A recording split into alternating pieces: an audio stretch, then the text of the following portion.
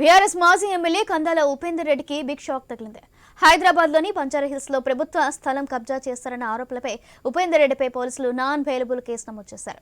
పాలేరు మాజీ ఎమ్మెల్యే ఉపేందర్ రెడ్డి బంజారాహిల్స్ లో ప్రభుత్వ స్థలం ఆక్రమించారని షేక్పేట్ తహసీల్దార్ అనితారెడ్డి పోలీసులకు కంప్లైంట్ చేశారు. ఎంఆర్ఓ ఫిర్యాదు మేరకు ఉపేందర్ రెడ్డిపై బంజారాహిల్స్ పోలీసులు నాన్ బెయిలబుల్ కేసు నమోదు చేశారు.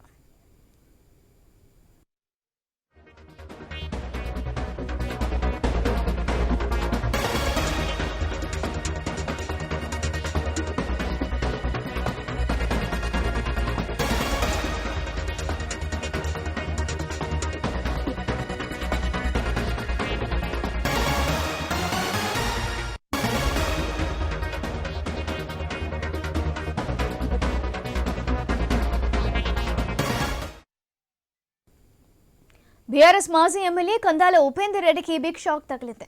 హైదరాబాద్లోని బంజారాహిల్స్ లో ప్రభుత్వ స్థలం కబ్జా చేశారన్న ఆరోపణలపై ఉపేందర్ రెడ్డిపై పోలీసులు నాన్ బెయిలబుల్ కేసు నమోదు చేశారు.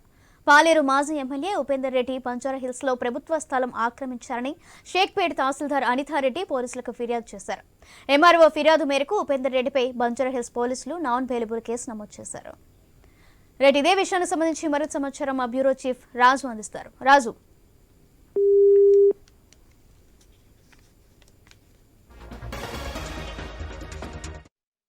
బీఆర్ఎస్ మాజీ ఎమ్మెల్యే కందాల ఉపేందర్ రెడ్డికి బిగ్ షాక్ తగిలింది. హైదరాబాద్లోని బంజారాహిల్స్ లో ప్రభుత్వ స్థలం కబ్జా చేశారన్న ఆరోపణలపై ఉపేందర్ రెడ్డిపై పోలీసులు నాన్ బెయిలబుల్ కేసు నమోదు చేశారు. పాలేరు మాజీ ఎమ్మెల్యే ఉపేందర్ రెడ్డి బంజారాహిల్స్ లో ప్రభుత్వ స్థలం ఆక్రమించారని షేక్పేట్ తహసీల్దార్ అనితారెడ్డి పోలీసులకు కంప్లైంట్ చేశారు. ఎంఆర్ఓ ఫిర్యాదు మేరకు ఉపేందర్ రెడ్డిపై బంజారాహిల్స్ పోలీసులు నాన్ బెయిలబుల్ కేసు నమోదు చేశారు. ఇదే విషయానికి సంబంధించి మరింత సమాచారం మా బ్యూరో చీఫ్ రాజు అందిస్తారు. రాజు, తెలంగాణ పాలేరు శాసనసభ్యుడు మాజీ శాసనసభ్యుడు కందాల ఉపేందర్ రెడ్డికి సంబంధించి ఒక క్రిమినల్ కేసు హైదరాబాద్ లో నమోదు కావడం జరిగింది. దీనికి సంబంధించి బంజారాహిల్స్ లోని రోడ్ నెంబర్ 3లో ఉన్నటువంటి ఒక ప్రైవేట్ వ్యక్తుల స్థలంలో ఆయన వైన్ షాప్ కు సంబంధించిన ఏర్పాట్లు చేశారని చెప్పేసి దానికి సంబంధించినటువంటి ఫిర్యాదు అందిన నేపథ్యంలో పోలీసులు ఆయన పైన క్రిమినల్ కేసు బుక్ చేయడం జరిగింది. అయితే కేసుకు సంబంధించిన పూర్వపరాలు ఇంకా పూర్తిగా బయటికి రావాల్సిన అవసరం ఉంది. ఇప్పటికైతే ఆయన సంబంధించిన దాంట్లో ఒక ముస్లిం మైనార్టీ కుటుంబానికి సంబంధించినటువంటి స్థలంలో ఆయన అనుమతి లేకుండానే వైన్ షాప్ కు సంబంధించిన ఏర్పాట్లు చేసినారని చెప్పేసి దాన్ని ఎంత తొలగించమని చెప్పినా అధికార దుర్వినియోగం చేశాడు, బెదిరించాడు అని చెప్పేసి కూడా వాళ్ళు కుటుంబ సభ్యులు వాపోతున్నారు. దీనికి సంబంధించి ఇటీవల వాళ్ళు కేసు ఫైల్ చేయడం జరిగింది. కేసు ఫైల్ చేసిన పోలీస్ స్టేషన్ లో కేసు ఫైల్ చేసిన తర్వాత ఈయన మీద దానికి సంబంధించిన ఆధారాలన్నీ కూడా కలెక్ట్ చేసుకున్నటువంటి పోలీసులు ఆయన పైన క్రిమినల్ కేసు బుక్ చేసినట్టుగా తెలుస్తా ఉంది.